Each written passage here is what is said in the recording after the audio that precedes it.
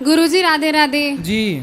गुरुजी आपकी कथा में मैंने कई बार सुना है कि जो लोग शादी के बाद पर स्त्री या पर पुरुष के बारे में सोचते हैं वो नरकगामी होते हैं। बिल्कुल। पर आजकल का ट्रेंडिंग तो ये चल रहा है कि पहले लोग रिलेशनशिप बनाते हैं, उसके बाद फिर किसी और से शादी करते हैं, तो वो भी तो नरकगामी बनते हैं नहीं बनते? बिल्कुल बनते हैं।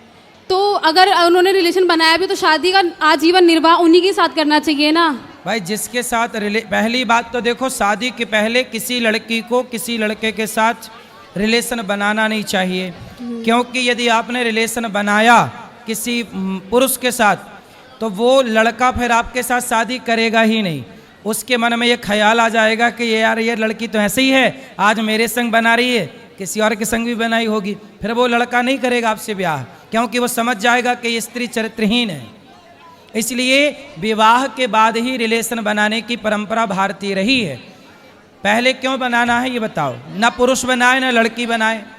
लेकिन अगर जो रहते हैं, अगर वो फिर पर किसी और से मतलब दोनों लोग अलग अलग शादी करते हैं तो वो नरकगामी होते हैं या नहीं होते? बिल्कुल वो नरकगामी है ही, मतलब वो पाप तो है ही ना, गलत तो कर ही रहे हैं वो। चलो जमाने के आगे सच्चे बनेंगे, अच्छे बनेंगे, लेकिन खुद की आंखों से आंखें मिला पाएंगे? खुद से नजरें मिला पाएंगे? वो कह पाएंगे कि मैं पतिव्रता नारी हूँ? वो स्त्री कह पाएगी कि मैं पतिव्रता हूँ? वो पुरुष कह पाएगा कि मैं चरित्रवान हूँ? नहीं कह पाएगा। दूसरों से झूठ बोला जा सकता है बेटा, खुद से झूठ नहीं बोला जा सकता। जी। और जैसे गुरुजी युधिष्ठिर ने अपने पैर में जैसे जख्म लिया था कुछ कीड़ों को अपने उनकी ज़िंदगी बचाने के लिए, तो ऐसे ही सर पे जुए भी वगैरह होते हैं तो उनको निकालते हैं, तो ज़िंदगी तो उनकी भी होती है, फिर पाप तो उसका भी लगता होगा सबको। नहीं तो आप अपने सिर में रखो जुए, बढ़िया। तो सब बस के यही जुए। पूछना था कि ज़िंदगी अगर उनकी है तो नहीं बढ़िया, वैसे जुए होना अच्छी बात है। सारा गंदा खून पी जाते थे, अब क्या होता है कि सारे जुए मर गए, अब गंदा खून आदमी के अंदर ही रह गया, तो आदमी की उम्र कम हो गई। पहले जुए हुए थे तो वो पी जाते थे, वरना आजकल कुछ पति का पी रही हैं खून, कुछ पत्नियों का पी रहे हैं खून, एक दूसरे का पी रहे हैं। जुए है नहीं खून पीने के लिए। जी। तो सुनो, इसलिए बेटा लिव-इन में रहना, ये लिव-इन में रहना आप बताओ सही है कि गलत है? बिल्कुल गलत है गुरुजी। गलत है ना? जी।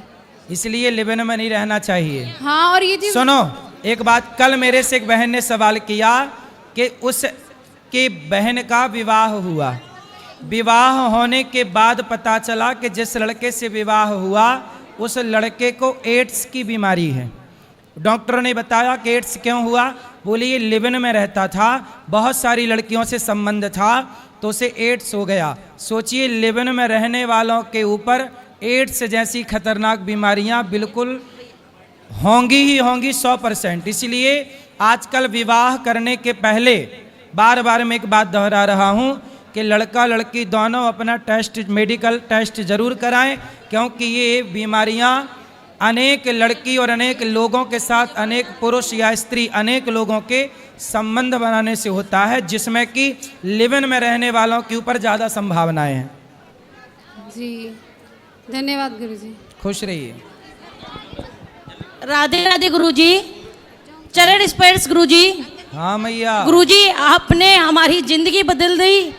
गुरुजी मैं आपके पास 2022 में आई थी, मैंने पहली बार में गुरु अन्नक्षेत्र करवाया था संतों का।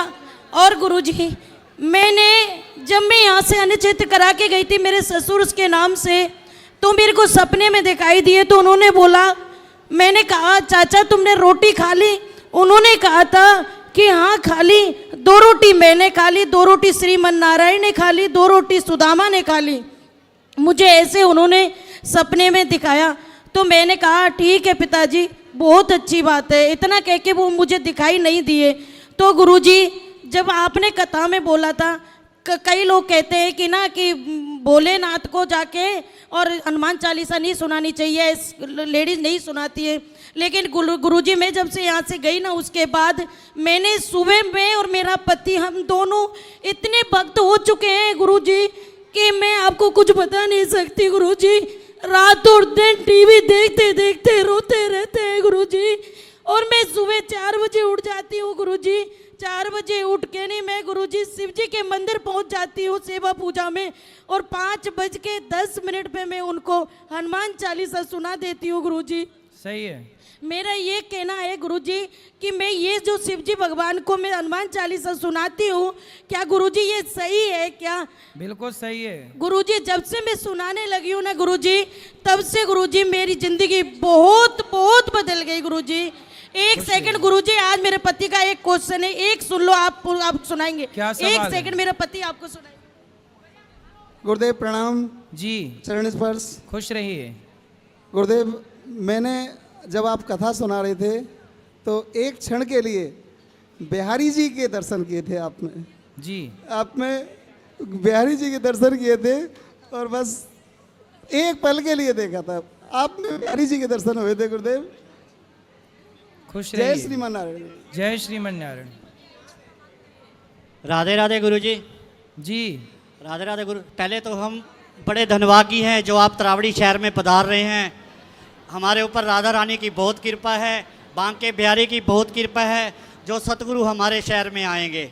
बहुत आंखें आपका इंतजार कर रही हैं। कौन से शहर से हैं? तरावड़ी शहर से जी। तरावड़ी हमारे हैं। हाँ जी, आ रहे हैं, ठीक है। तो गुरुजी मेरा ये प्रश्न है, जैसे संत महात्मा कहते हैं भाई कभी भी मंदिर में हम आए तो साधारण कपड़े डाल कर आने चाहिए और अच्छे वस्त्र डाल कर आने चाहिए। गुरुजी जैसे हम मंदिर में आते हैं, अभी भी कुछ लोग माता पिता भी साथ होते हैं और अच्छे कपड़े डालकर नहीं